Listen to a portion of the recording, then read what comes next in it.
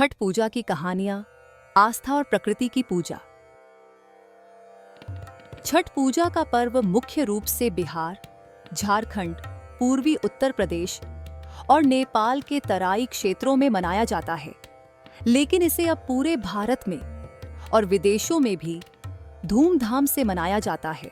यह पर्व सूर्य देव और उनकी बहन षष्ठी माता की पूजा के रूप में मनाया जाता है। छठ पूजा 4 दिनों का पर्व होता है, जिसमें भक्त कठोर उपवास रखते हैं और सूर्य देवता को जल में खड़े होकर अर्घ्य देते हैं। चलो बच्चों, प्राचीन काल की इन कहानियों के माध्यम से यात्रा करते हैं और सुनते हैं छठ पूजा की ये अद्भुत कहानियां, जो हमें पौराणिक काल से आज तक की परंपराओं का महत्व समझाती हैं। पहली कहानी, अयोध्या में दिवाली और छठ पूजा की शुरुआत। बहुत समय पहले अयोध्या में राजा राम और रानी सीता रावण को पराजित करने के बाद वापस लौटे थे। उनकी वापसी पर अयोध्या में दियों की रोशनी से दिवाली का त्योहार मनाया गया, लेकिन राजा राम और माता सीता को सूर्य देवता का आशीर्वाद याद था, जिन्होंने उन्हें हर मुश्किल में शक्ति दी थी। उन्होंने तय किया कि वे सूर्य देवता की विशेष पूजा करेंगे, ताकि उनके राज्य में सुख, समृद्धि और खुशहाली बनी रहे।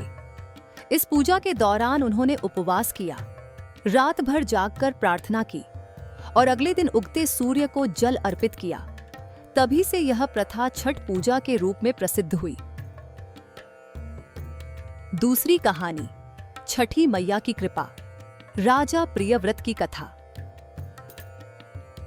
छठ पूजा से जुड़ी एक और प्राचीन कथा भी है, जो राजा प्रियव्रत और रानी मालिनी की है।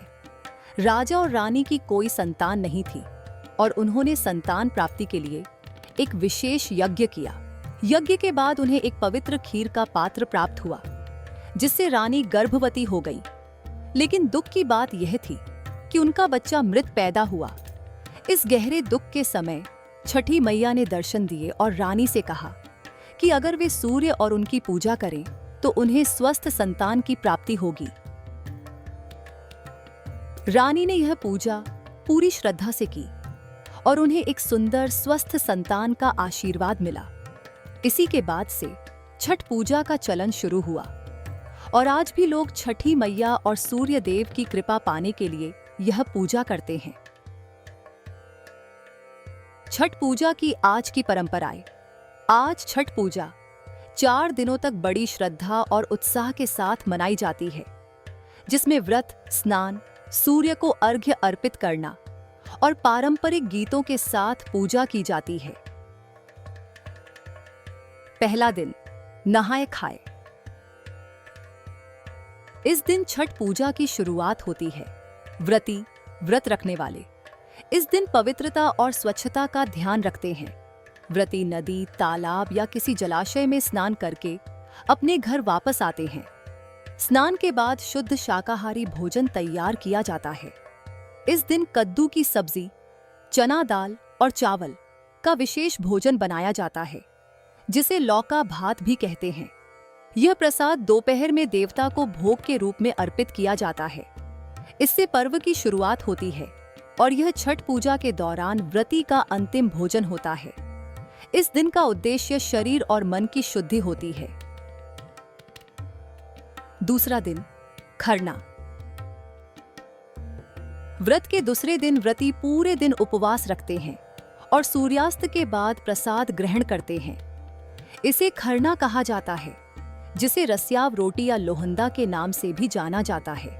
खरना के लिए विशेष रूप से गुड़ की खीर, रोटी और फल तैयार किए जाते हैं, जिसे व्रती सूर्य देवता को अर्पित करने के बाद खाते हैं। इसके बाद व्रती अगले 36 घंटों का निर्जला व्रत बिना पानी पिए रखते हैं। तीसरा दिन, संध्या अर्घ्य। इस दिन व्रती सूर्यास्त के समय सूर्य देवता को जल में खड़े होकर अर्घ्य देते हैं। व्रती और उनके परिवार के सदस्य नदी, तालाब या घर के पास किसी पवित्र जलाशय में जाकर पूजा करते हैं। इस पूजा में गन्ना, नारियल, ठेकुआ, छठ का विशेष प्रसाद, फल, चावल के लड्डू और दीपक से सूर्य देव की पूजा की जाती है। इस समय सभी भक्त सूर्य देव और षष्ठी माता से अपनी मनोकामनाओं की पूर्ति की प्रार्थना करते हैं। घर लौटने के बाद भक्त अपने परिवार के अन्य सदस्यों के साथ मिलकर कोसी भराई की रस्म पूरी करते हैं। चौथा दिन, उषा अर्घ्य। चौथे दिन सूर्योदय से पहले व्रती फिर से जलाशय के पास जाते हैं और उगते सूर्य को अर्घ्य देते हैं। यह पूजा विशेष रूप से उगते सूर्य को समर्पित होती है, जो जीवन और ऊर्जा का प्रतीक है। अर्घ्य देने के बाद व्रती अपने व्रत को तोड़ते हैं और सभी लोग मिलकर प्रसाद ग्रहण करते हैं। इस दिन पूजा के बाद व्रती अपने परिवार और मित्रों के बीच प्रसाद बांटते हैं। बच्चों की छठ पूजा में भूमिका। बच्चे भी छठ पूजा में बड़े उत्साह से भाग लेते हैं। हालांकि वे कठिन उपवास नहीं रखते, लेकिन वे त्योहार की रौनक का हिस्सा बनते हैं। रंग बिरंगी टोकरियां सजाना। बच्चे अपने माता पिता की मदद करते हैं। बांस की टोकरियों को सुंदर ढंग से सजाते हैं। इनमें ठेकुआ, नारियल, चावल के लड्डू, फलों और फूलों का सुंदर प्रदर्शन किया जाता है। लोकगीत और छठ गीत गाना। छठ पूजा के दौरान विशेष लोकगीत गाए जाते हैं जो इस पर्व की महिमा का वर्णन करते हैं। बच्चे इन गीतों को सुनते हैं और सीखने की कोशिश करते हैं। सूर्य को अर्घ्य देना। बच्चे अपने माता पिता के साथ जल लेकर सूर्य को अर्घ्य देते हैं। यह उनके लिए बहुत ही खास और पवित्र अनुभव होता है। वे यह सीखते हैं कि कैसे पूजा की जाती है और प्रकृति की पूजा के महत्व को समझते हैं। नदी या तालाब किनारे जाना। छठ पूजा के दौरान परिवार के सभी सदस्य सुबह सुबह नदी या तालाब किनारे जाते हैं। बच्चे भी इस पूजा यात्रा का हिस्सा बनते हैं और पानी में जाकर अपने माता पिता की मदद करते हैं। वे सूरज के उगने और डूबने की अद्भुत प्राकृतिक घटना को देखने का अनुभव करते हैं। कहानी से सीख। धैर्य और श्रद्धा। भगवान श्री राम और माता सीता ने कठिन समय में भी सूर्य भगवान पर विश्वास किया। ये हमें सिखाता है कि हमें धैर्य और ईश्वर में आस्था रखनी चाहिए। प्रकृति का सम्मान।